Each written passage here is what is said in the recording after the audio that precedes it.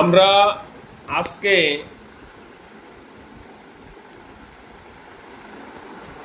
আজকে যে ক্লাসটা করব, আপনার যে সন্তান হবে সে সন্তানটা পুরুষ সন্তান হবে না স্ত্রী সন্তান হবে, ছেলে হবে না মেয়ে হবে, এইটা আমরা আজকে বিচার করব। আপনারা সবাই, হ্যাঁ রেকর্ডিং হচ্ছে, আপনারা সবাই খাতা কলম নেবেন, খাতা কলম নেবেন।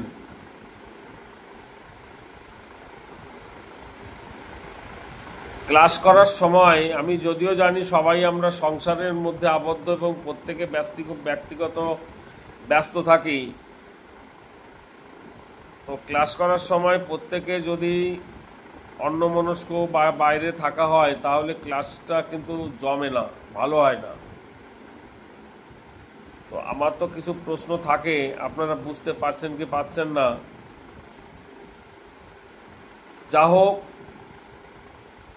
খাতা কলম নিতে হবে। আমি যখন যখন বলবো লিখতে তখন তখন লিখবেন। তো সন্তান হয়, সে সন্তান ছেলে হবে না মেয়ে হবে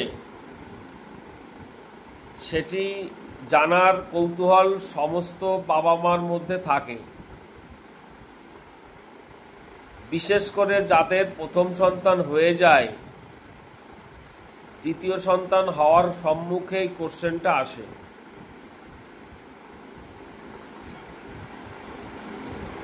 তো সেক্ষেত্রে আমরা যদিও ভ্রূণ লিঙ্গ নির্ধারণ আইনত দণ্ডনীয় অপরাধ, সেটি আপনি পরীক্ষাগারে পরীক্ষা করেন অথবা জ্যোতিষের দ্বারস্থ হন, যে কোনো কারণে ভ্রূণ লিঙ্গ নির্ধারণ আইনত দণ্ডনীয় অপরাধ। আপনি যদি সেই লিঙ্গ নির্ধারণ করে দেন তাহলে আপনি আইন লঙ্ঘন করছেন, আপনার জন্য শাস্তি প্রাপ্য। এই জন্য আমাদের এই ধরনের প্রশ্ন এড়িয়ে যাওয়া দরকার, ঠিক আছে? সুকৌশলে এড়িয়ে যাওয়ার দরকার। তথাপি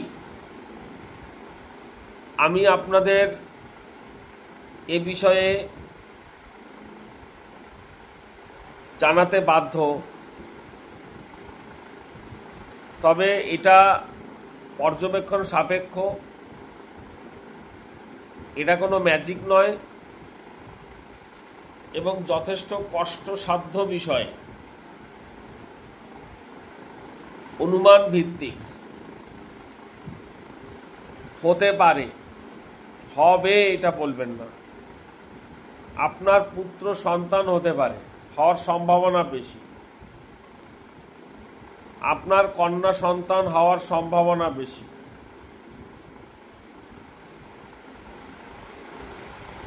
তো খেয়াল করবেন,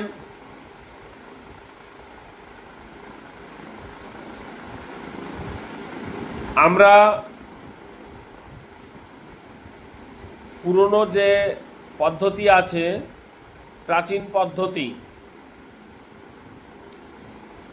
বিভিন্ন শাস্ত্রে উল্লেখ করা আছে এই পদ্ধতিটা। তো সেই পুরনো পদ্ধতিটা আমি প্রথমে আপনাদের বলবো, লেখা লাগবে না, রেকর্ডিং হচ্ছে, আপনারা পরের দিন শুনে শুনে এটা লিখে নিতে পারবেন, যেটা তখন লিখতে বলবো তখন লিখবেন।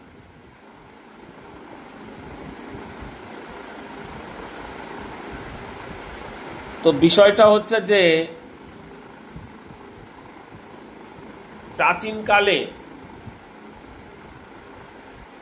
প্রাচীনকালে এই লিঙ্গ নির্ধারণের বিষয়টা অন্যভাবে করা হতো।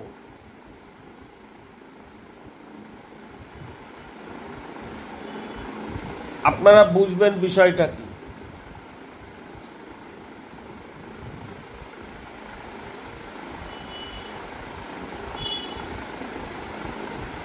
প্রাচীনকালে বলা হচ্ছে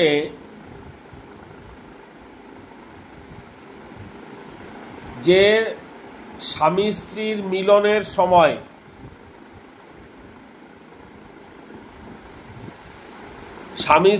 মিলনের সময়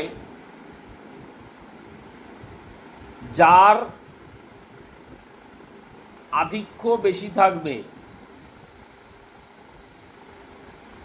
আধিক্য বলতে ইচ্ছা এবং কাম শক্তির সবলতার কথা বলা হচ্ছে।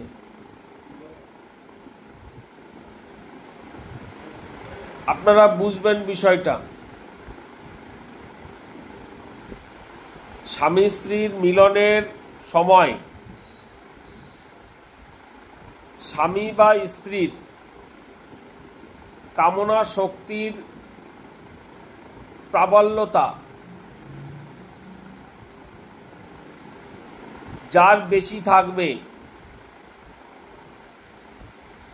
তার উপরই নির্ভর করে সাধারণত এই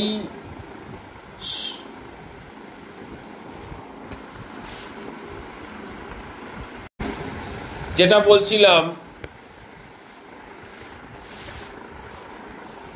তো সেটা খেয়াল রাখবেন। হ্যাঁ, তো সেটা খেয়াল রাখবেন এই বিষয়টা।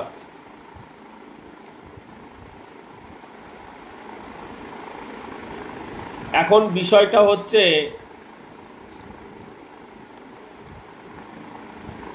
প্রতিটা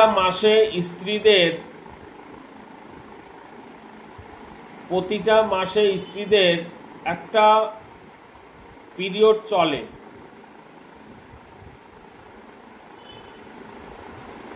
ওই পিরিয়ডটা যেদিন শেষ হবে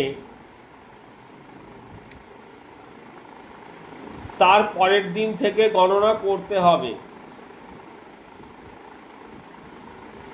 যে স্বামী স্ত্রীর মিলন কবে হবে। তার উপর ভিত্তি করে কন্যা সন্তান পুত্র সন্তানের ব্যাপারটা চলে আসে।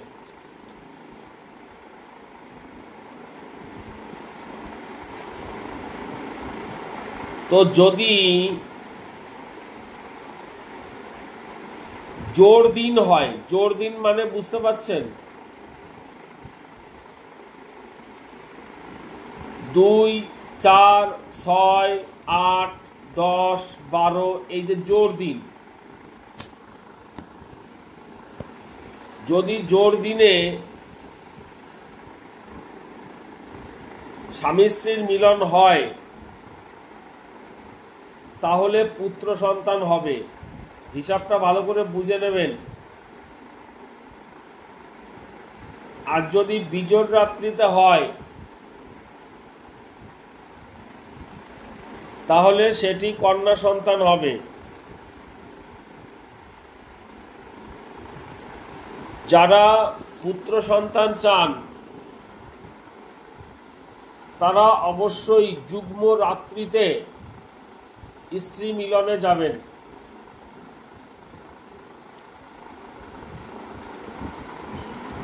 এটা একটা প্রসেস। আর কিছুক্ষণ আগে আমি আরেকটা কথা বলেছি।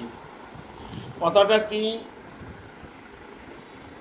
যে উভয়ের কামনা শক্তির আধিক্য যার মধ্যে বেশি হবে সন্তান সেই রকম হবে। যদি পুরুষের হয় তাহলে সেটি পুত্র সন্তান, যদি স্ত্রীর হয় তাহলে সেটি কন্যা সন্তান। এই দুটো বিষয় মাথা রাখেন।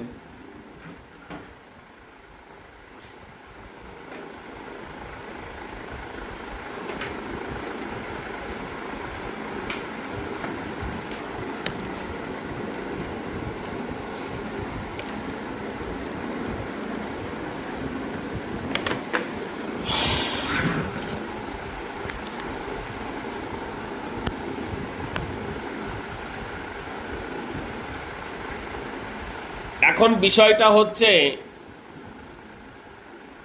একটা হিসাবের বিষয়। যদি যুগ্ম রাত্রিতে স্ত্রী মিলন হয় তাহলে তো পুরুষ সন্তান হবে আমার, এরকমই তো কথা হলো। কিন্তু যদি সে সময় স্ত্রীর আধিক্য হয় তাহলে কি হবে?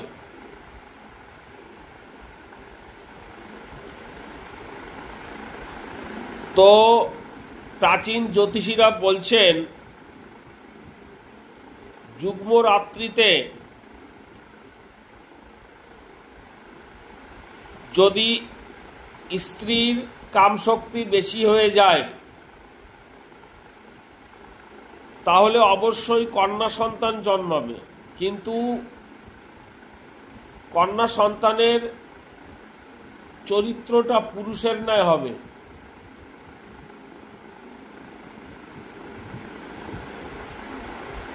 আর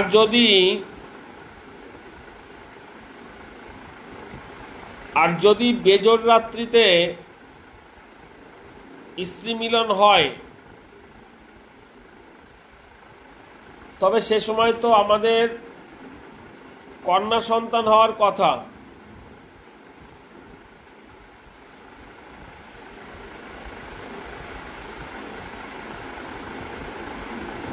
কিন্তু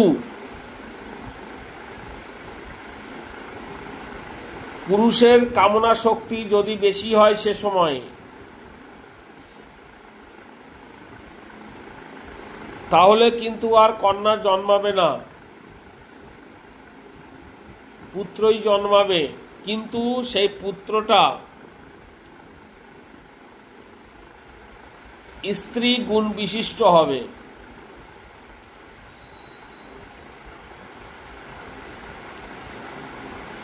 তো এটা একটা পৌরাণিক একটা প্রথা, আপনারা এটাকে প্রয়োগ করে দেখতে পারেন। তবে বর্তমানে জ্যোতিষীরা বিভিন্ন ধরনের রিসার্চ করে দেখেছেন এই পদ্ধতির একটা সম্পূর্ণ অযুক্তিপূর্ণ, এর মধ্যে কোনো রকম কোনো বৈজ্ঞানিক ব্যাখ্যা নেই। একটা মানসিক একটা পদ্ধতি।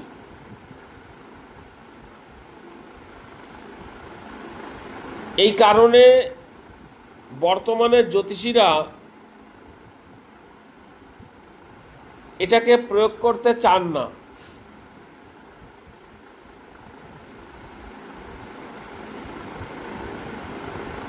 নানান রকম পরীক্ষা নিরীক্ষা করে দেখা গেছে এরকম হয় না। তবুও আপনাদের বলা থাকলো,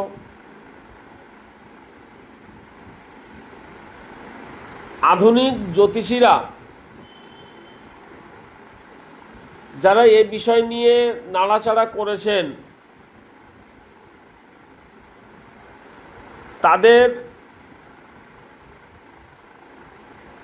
কিছু নিজস্ব পদ্ধতি রয়েছে। তো সেই নিজস্ব পদ্ধতি একরকম নয়, কারণ আধুনিক জ্যোতিষীদের ইউনিট তো এক নয়। তবে আমার জানা মতে একটা পদ্ধতি আমরা প্রয়োগ করে থাকি, এই পদ্ধতিটা পর্যবেক্ষণ সাপেক্ষ, অবশ্যই যুক্তিপূর্ণ।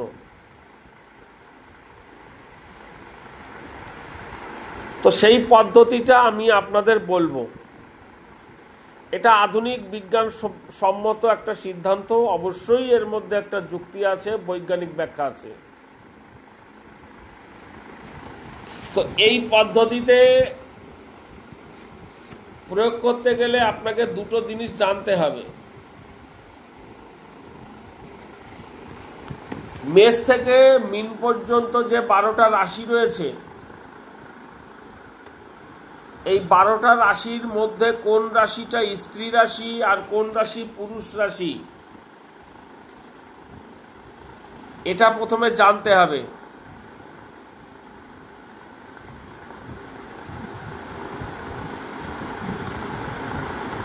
আর গ্রহদের মধ্যে কোনগুলো স্ত্রী গ্রহ কোনগুলো পুরুষ গ্রহ সেটা জানতে হবে।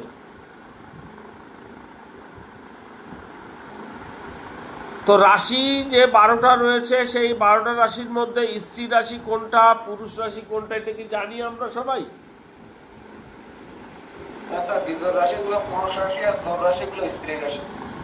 খুব ভালো। বেজোড় রাশিগুলো পুরুষ রাশি, জোড় রাশিগুলো স্ত্রী রাশি। অর্থাৎ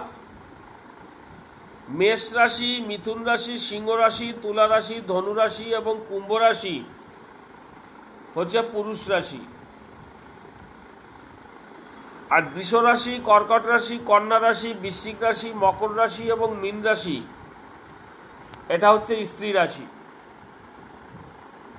আপনারা সবার প্রথমে এটা লেখেন আগে, এটা দরকার।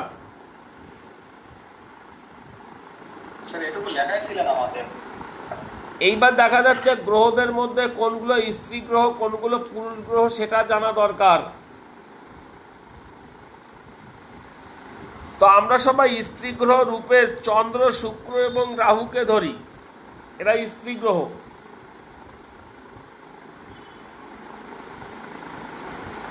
আর পুরুষ গ্রহ হচ্ছে রবি, মঙ্গল, বৃহস্পতি।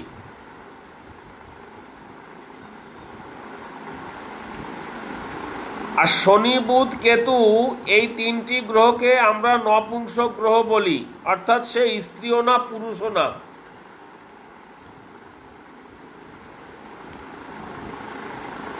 তবে আমার একটা লজিক রয়েছে, এই যে তিনটে গ্রহ শনি, বুধ এবং কেতু এটা নপুংসক গ্রহ। তো এই গ্রহগুলি যে নক্ষত্রে থাকবে, নপুংসক গ্রহগুলি যে নক্ষত্রে থাকবে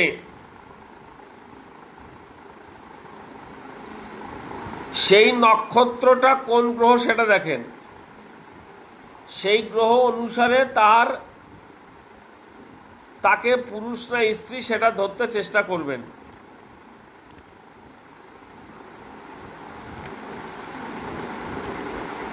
বোঝা গেছে কি বলছি?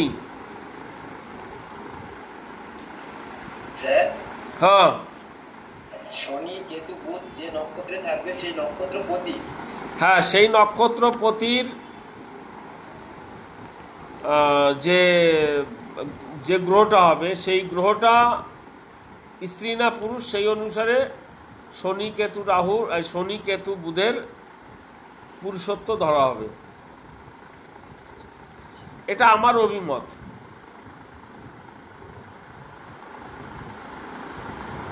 বোঝা গেছে কি বলছি? নবাংশ গ্রহ যে নক্ষত্রে থাকবে সেটা দেখতে হবে সব। তারপরে নপুংসক গ্রহগুলি, নপুংসক গ্রহগুলি যে নক্ষত্রে থাকবে সেই নক্ষত্র পতির পুরুষত্ব অনুসারে ওই গ্রহটার পুরুষত্ব ধরতে হবে।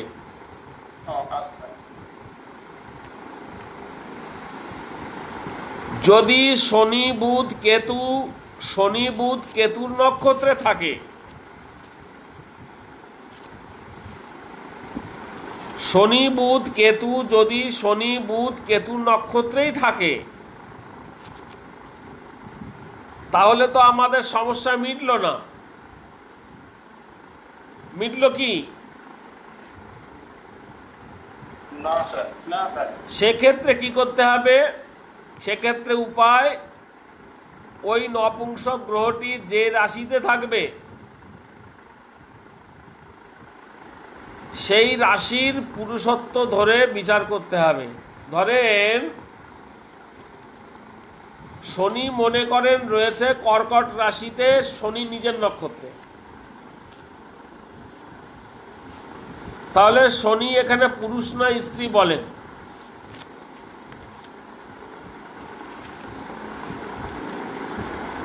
কি ধরা যাবে?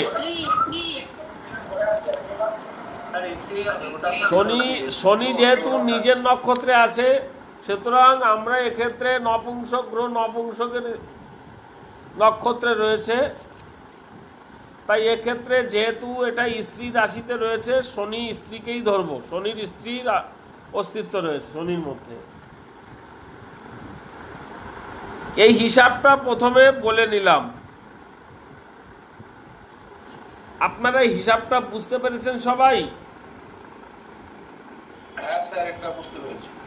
আমি প্রাচীন যে পদ্ধতি বললাম, সেই প্রাচীন পদ্ধতি অপেক্ষা আমি যে নতুন পদ্ধতিগুলোর কথা বলছি, এই পদ্ধতিটা কিন্তু অত্যন্ত শক্তিশালী, তার থেকে অত্যন্ত শক্তিশালী, কারণ এগুলো পর্যবেক্ষণ সাপেক্ষ।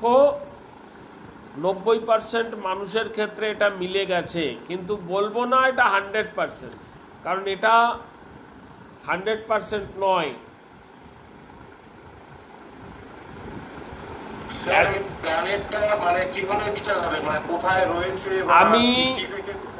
আমি সূত্রগুলো সব বলে দেবো, ভয় নেই। আমি শুধুমাত্র ভিতটা বললাম যে এই জ্ঞানটা লাগবে, এখনো সূত্র তো বলি নাই। চলেন প্রথমে সূত্রগুলো বলছি।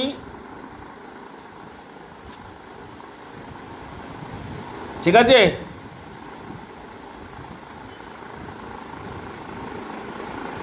প্রথমে দেখতে হবে যে আপনার লগ্ন সাপেক্ষে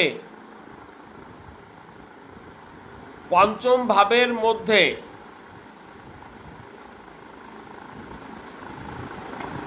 কার লগ্ন, মহিলা না পুরুষ? ও হ্যাঁ, এটা ভালো বলেছ, ধন্যবাদ। লিঙ্গ নির্ধারণের ক্ষেত্রে পুরুষের ছক নেওয়া বাঞ্ছনীয়, কারণ আমরা সবাই জানি সন্তান পুরুষ হবে না কন্যা হবে, সেটি পুরুষের উপর ডিপেন্ড করে, কন্যার মানে স্ত্রীর উপর ডিপেন্ড করে না, কারণ স্ত্রীর দুটো এক্স থাকে আর পুরুষের এক্স এবং ওয়াই থাকে। আমরা সবাই জানি যে পুরুষ সন্তান হতে গেলে এক্স এবং ওয়াই দুটোরই প্রয়োজন, সুতরাং পুরুষের দ্বারাই এটা নির্ধারিত হয়। তাই আপনারা চেষ্টা করবেন এই পদ্ধতিটা পুরুষ ছকের মধ্যে প্রয়োগ করতে। চলেন, লগ্ন সাপেক্ষে পঞ্চম ভাবের মধ্যে অবস্থিত গ্রহ, আমি যা বলছি সবই D1, এখানে D5 D7 আসবে না, আমি এখন বলবো না D7 নিয়ে। লগ্ন সাপেক্ষে পঞ্চম ভাবের মধ্যে অবস্থিত গ্রহ পুরুষ গ্রহ না স্ত্রী গ্রহ কাউন্ট করেন?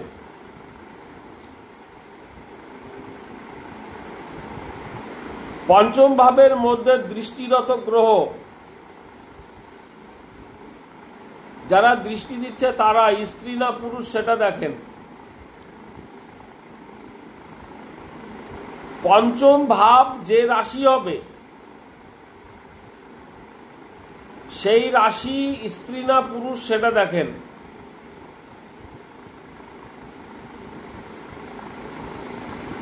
তাহলে পঞ্চম ভাব নিয়ে বোঝা গেছে।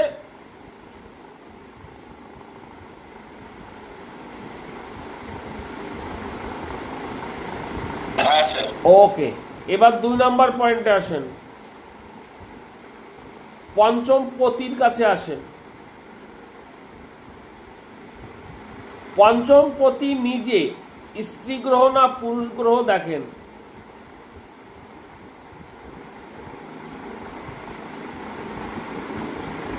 পঞ্চমপতি যে রাশিতে রয়েছে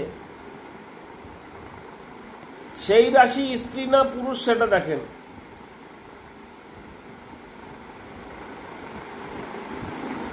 পঞ্চমপতির সঙ্গে যদি কোনো গ্রহ থাকে তাহলে সেই গ্রহটা স্ত্রী না পুরুষ সেটা দেখেন।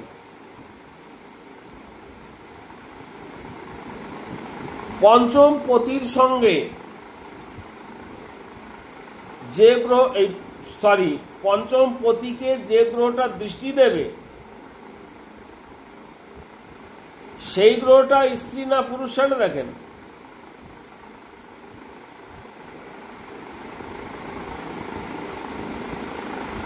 আপনারা আমার কথাগুলো লিখতে পারছেন কি?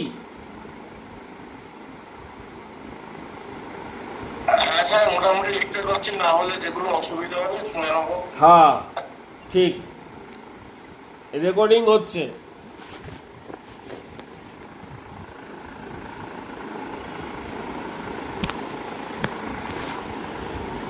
এরপরে 3 নম্বর পয়েন্ট।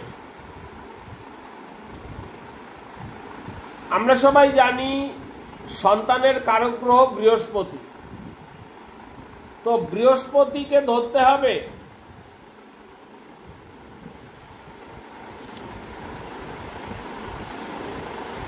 তো বৃহস্পতি যে রাশিতে রয়েছে সেই রাশিটা স্ত্রী রাশি না পুরুষ রাশি?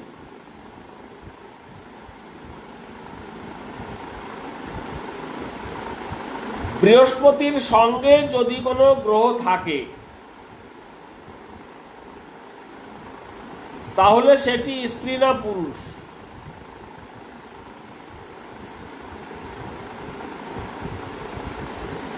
বৃহস্পতিকে দৃষ্টি দিচ্ছে এমন কোন গ্রহ থাকলে সেটি স্ত্রী না পুরুষ দেখেন।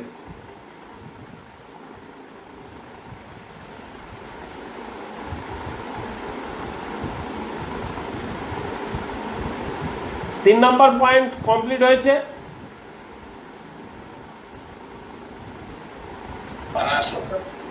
স্যার 2 নম্বর পয়েন্টটা কি বলেছে? বৃহস্পতির সঙ্গে যদি কোনো গ্রহ থাকে, চলেন এরপরে আমরা 4 নম্বর পয়েন্টে যাব। 3 নম্বর কেন 3 নম্বর হবে কেন? 3 নম্বর তো হয়ে গেল। 4 নম্বর স্যার। 1 নম্বরে বলেছি পঞ্চম ভাব, 2 নম্বরে বলেছি পঞ্চম পতি, 3 নম্বরে বলেছি বৃহস্পতি, 4 নম্বরে হচ্ছে বৃহস্পতির থেকে পঞ্চম ভাব যে ভাবটা হয়। বৃহস্পতিকে 1 ধরে পঞ্চম অব্দি যান, বৃহস্পতির থেকে পঞ্চম ভাবটা কোন রাশি, স্ত্রী রাশি না পুরুষ রাশি?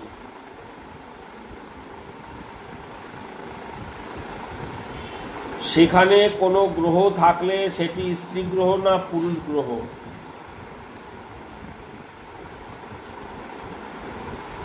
সেখানে কোনো গ্রহ দৃষ্টি দিলে সেটি স্ত্রী গ্রহ দৃষ্টি দিচ্ছে না পুরুষ গ্রহ দৃষ্টি দিচ্ছে?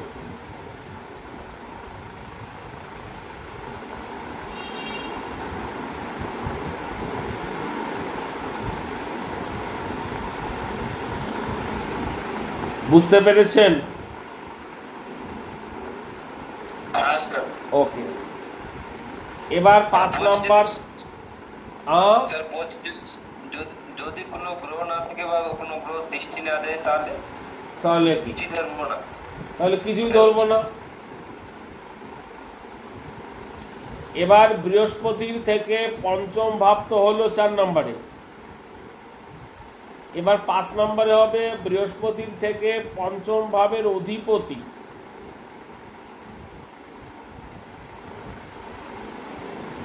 সে নিজে পুরুষ না স্ত্রী সেটা দেখেন। বলছেন স্যার? বৃহস্পতির থেকে পঞ্চম ভাবের অধিপতি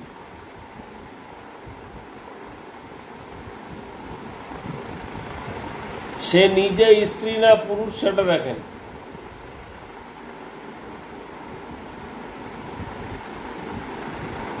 বোঝা যায়নি? হ্যাঁ স্যার, বুঝতে পারছি। তার সঙ্গে যুক্ত গ্রহটা স্ত্রী না পুরুষ সেটা দেখেন।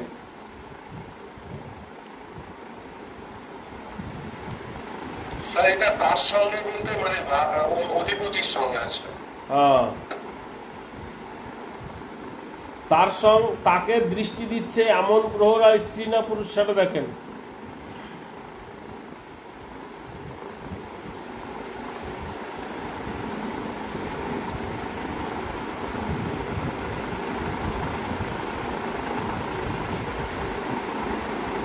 সেই গ্রহটা যে রাশিতে রয়েছে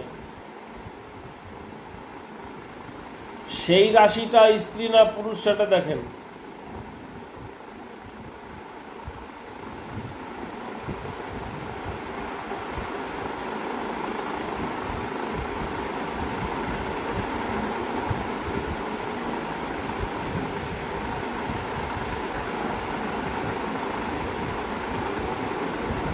আপনারা বুঝতে পারছেন কিছু?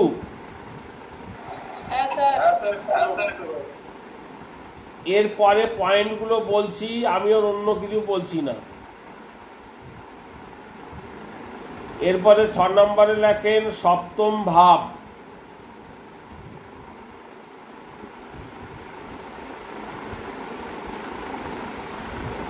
সুদীপ বাবু বলেন তো সপ্তম ভাবের পয়েন্টগুলো কি কি হবে? সপ্তম ভাব মানে সপ্তম ভাবটা কোন রাশি দেখতে হবে, আর সপ্তম ভাবে যদি কোনো গ্রহ থাকে তার দেখতে হবে পুরুষ না স্ত্রী। বা গুড। আর হচ্ছে ওই সপ্তম ভাবে যদি কোনো গ্রহ দৃষ্টি দেয় তাকে ভাবতে হবে পুরুষ না স্ত্রী। গুড। সবাই বুঝতে পেরেছেন? হ্যাঁ স্যার। এবার সপ্তম পতি।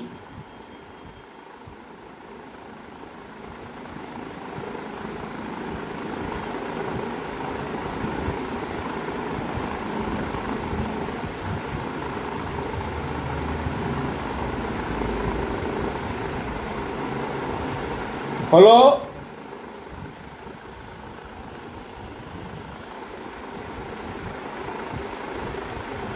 আচ্ছা, 7 নম্বর হয়ে গেল।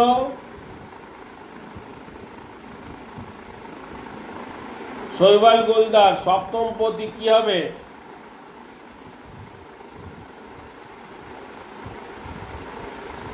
সপ্তম পতি কোন ভাবে আছে সেটা দেখতে হবে, সেটা স্ত্রী রাশি না পুরুষ রাশি। গুড। আর সপ্তম পতির সঙ্গে কোন গ্রহটা আছে সেটা দেখতে হবে। সপ্তম পতি নিজে। হ্যাঁ স্যার। এবং সপ্তম পতিকে যে গ্রহরা দৃষ্টি দিচ্ছে সেটা পুরুষ গ্রহ না স্ত্রী গ্রহ সেটা দেখতে হবে। হ্যাঁ,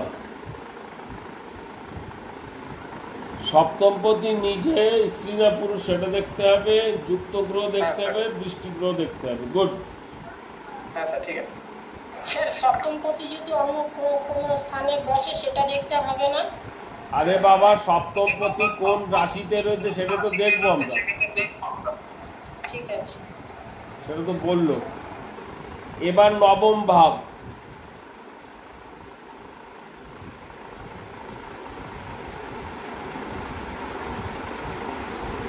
এবং 9 নম্বর হচ্ছে নবম পতি।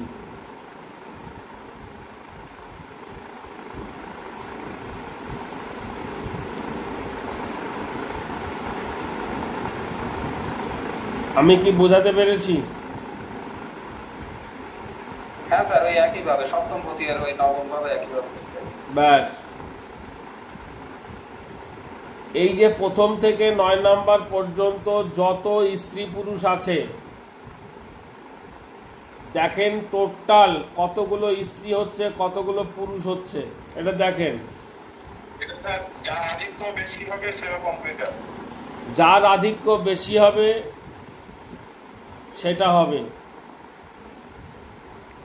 এটা তো প্রথম সন্তানের ক্ষেত্রে পঞ্চম ভাব ধরে যাওয়া হলো, যদি দ্বিতীয় সন্তানের ক্ষেত্রে ধরে, দ্বিতীয় সন্তানের ক্ষেত্রে ঠিক একই রকম হবে, তবে সেক্ষেত্রে সপ্তম, নবম এবং একাদশ ধরতে হবে।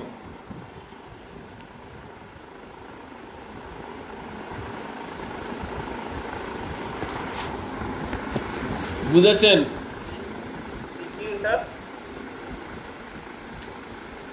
দ্বিতীয় সন্তানের ক্ষেত্রে সপ্তম, নবম, একাদশ ধরতে হবে। পঞ্চম তো প্রথম সন্তান। না, আবার তৃতীয় কোন জায়গার থেকে আসলো?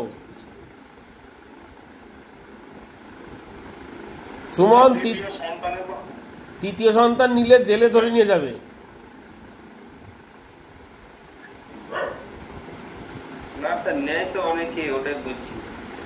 দুই নম্বর সন্তান বোঝা গেছে? নবম, নবম, একাদশ এবং লগ্ন।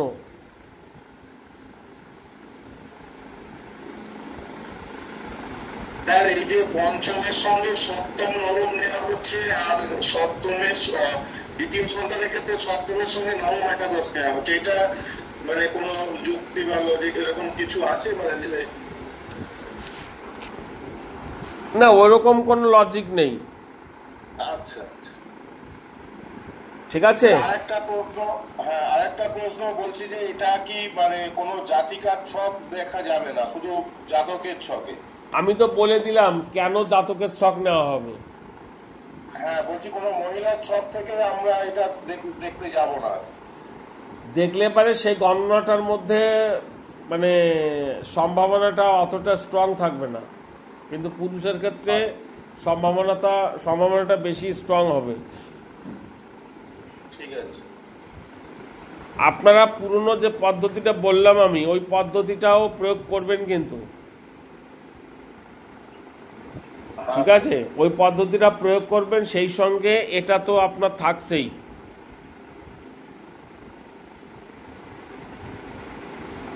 বুঝতে পারছেন কি বলছি? কোনটা বেশি? আমি যে নতুন পদ্ধতি বললাম, এই পদ্ধতিতে ছেলে হবে না মেয়ে হবে এটি কিন্তু আমাদের হাতে নেই। আপনি কি করে চেঞ্জ করবেন? কিন্তু পুরনো যে পদ্ধতি আছে ওতে কিন্তু আমরা আমাদের ইচ্ছা অনুযায়ী আমরা সন্তান নিতে পারি। সেটি সন্তান, পুত্র সন্তান, মেয়ে সন্তান, সেটি আমাদের হাতেই রয়েছে। স্যার, এখানে গোচরটা দেখতে হবে না? গোচর লাগবে না? গোচর তো তখন লাগবে যখন আমরা স্ত্রী মিলন হবে। আমি সে কথাটাই বলছি। স্ত্রী মিলনের সময় গোচর দেখা উচিত।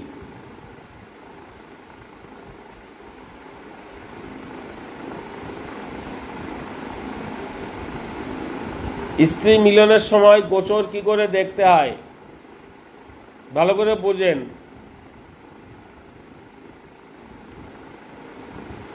যখন স্বামী স্ত্রীর মিলন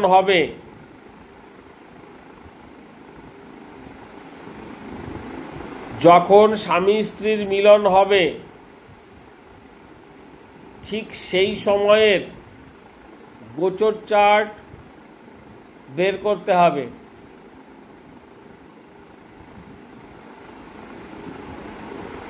ভালো করে বুঝবেন, একটু বুদ্ধি থাকলে বা একটু মাথা কাটালে আপনারা অনেক কিছু পেয়ে যাবেন এই কথা থেকে। ঠিক সেই সময়ের যে একটা লগ্ন হবে গোচরে, সেই লগ্ন সাপেক্ষে